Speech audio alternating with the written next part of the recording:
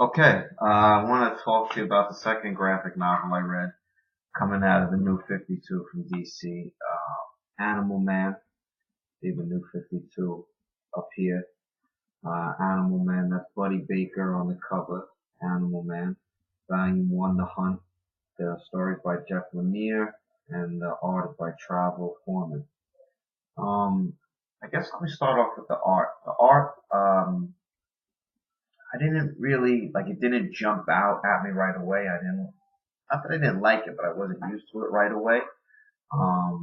Cause it's like a grotesque art, but now it's something that I like, and it's something that I look for in the Animal Man series. Here's some of the art there. It's kind of grotesque at times, but it's good. It's good, in the way that the art goes hand in hand with the story. Let's see. The story is about Animal Man, Buddy Baker. I didn't know nothing about Animal Man before I read this graphic novel. And then right before I read the graphic novel, I did a little research about Animal Man, and I know he had a history in DC. And I knew that he got his powers from animals. That's all I really knew. And reading this book, I've learned a lot. They talk about his origin in here. Volume 2, I just read 2, and they get a little deeper into his origin. But it was good. They kind of like revamped it a little bit. Back in the day, 90s, maybe early 2000s, I'm not exactly sure. But they had him as he got his powers from aliens. And in the book, they say that no, you didn't get your powers from aliens. We told you that because it'd be a little bit easier for you to grasp. He got his powers from these totems in the world of the Red.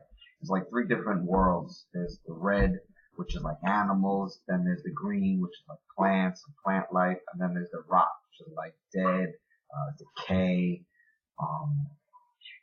And yeah, this book was good. He's like a real family man. You see the struggle here of him trying to, he doesn't do the superhero thing anymore. He's an actor now. He's an animal activist now.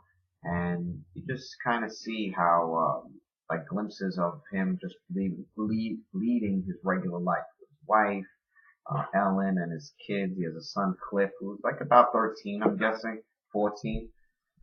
And his daughter, Maxine, she's 4. And the story really is about her. She develops these powers that are shocking to him, to the little girl, to the whole family.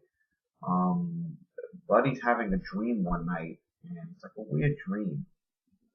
His son's in it, and his daughter's in it. And when he wakes up, he hears like commotion. I don't know if it's his wife or his son, but he hears something that wakes him up out of his sleep. The dream wakes him up out of his sleep, and he runs downstairs and out to the yard. And in the yard is his daughter, and she's playing with these dead animals. They're dead. They're just like skeletons, or they're half skeleton, half just like rotted flesh. And she's just playing like a little girl would play with dolls. Yeah, so, he doesn't understand why. He doesn't get that. Buddy taps into the life web. That's where he gets his powers from. So that's what he calls it. That's how they describe it in the book. Where he can get the speed of a cheetah or the strength of a gorilla, or the reflexes of a fly. But he's never seen this before, and especially in his daughter, to be, talking to the animals and they're talking back to her. They're playing along with her. So that's a real shock, There's a lot of stuff in the book, too, that was really good that I liked. Him himself, Buddy Baker, he's going through some stuff. He was kind of like thinking and talking to his wife, and she was kind of saying, you never really put the suit on anymore. And, he's like, well, I remember a time when you begged me not to put it on. So anyway, his son lets him know that there's this crisis that's happening. There's this guy in this hospital, this children's hospital, and he's holding kids hostage, basically with guns, because he lost his daughter to cancer, and he's emotionally a wreck. Anyway, Buddy decides to put on the suit, and his real name is Bernard, by the way. I found that out reading the book. I mean, I don't know. I guess maybe some people knew that already, Buddy, Bernard, but I didn't. So it was, I enjoyed learning that in the book. But he goes to the hospital to try to see what's going on. He decides to put his suit on, and he goes to the hospital, and the guy's there, and he takes down the guy. He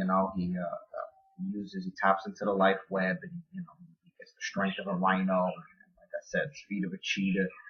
And he takes the guy down,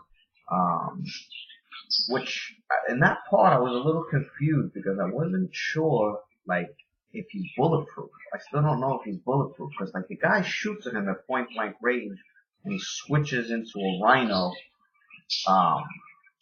like the characteristics of a rhino, and I guess like the strength and the speed to charge, and the guy shoots off the rounds, but I don't know if they hit him or if they miss. They don't really, like, if you read the book, you let me know. If somebody knows, let me know if he is bulletproof, because I don't know and I haven't looked it up yet. But anyway, after he takes out the guy, his eyes start to bleed. And he doesn't know what's wrong. And, that's never happened to him before. And it goes hand in hand with when he finds his daughter in the yard, playing with these dead animals. Because like a few moments after that, he starts to get all, like, to me, they call it tattoos in the book, but it's not like ink tattoos. It almost looks like veins. It's like all veins. It's like the cover, basically, here. But it's a little bit more detailed in the book. And let me see, to sum it up, I don't want to make this too long. He basically the rot. All three of these things, the rot, the red, and the green, they're all in like balance. But the rot is kind of taking over. It's kind of like going outside its boundaries. So his daughter feels this happening. This is affecting him. And three of the what are they called?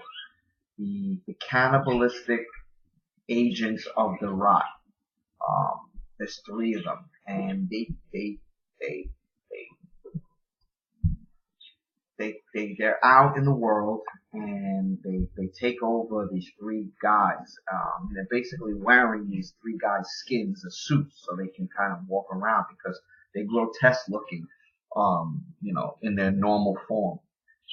And these agents of the rot, they're trying to take down, kill Maxine, Buddy Baker's daughter, because she is a avatar of the red. So, where does that start? Of course, first they go, to his home. He's not there. He's actually out with his daughter looking for the red place. She feels that she needs to take her father to this certain place. What is it called? Basically, it's a tree. I don't want to say it's called the Tree of Life, but I know it's this tree that she's trying. I think it's the Tree of the Red. Not 100% sure, but the point of it is she's out trying to take him to this red place. And of course, these cannibalistic agents of the rot, they go to his house and they're looking for Buddy and the daughter. She's not there, and the wife and the son get caught up in it. They have to fight for their lives, and and that's where basically the story ends. It's like that. They're kind of on the run from the rot. I'm just trying to see if I left any other things out. Let me see. I really enjoyed, in the beginning of the book, it opens up and he's like getting interviewed, and the guy's interviewing him and he's talking to him and he's asking, like, how do you, how does it what's going on with you in this point in your life, being a superhero as Animal Man, and you started out as a stuntman in the movie business, and now you're making movies. And it was cool in the book because at one point his son is watching his movie on like his iPod or iPad, whatever. And it was cool. It was a good movie. I started to get into it. He's playing this washed up superhero. Um, Damn, what the hell was his name? Rocket something. Damn, I'm trying to think. I can't think right now. Slipped me. Red Thunder. That's it. Red Thunder. He's playing this character, Red Thunder. He's a washed up superhero. And he goes to like his ex-wife's house and he just wants to see his son. And she's like, you can't just come here unannounced. Smell liquor on your breath. And he decides to, go out and throw on the suit and go out and he gets basically fucked up. His kids hit him with a bottle, jump him.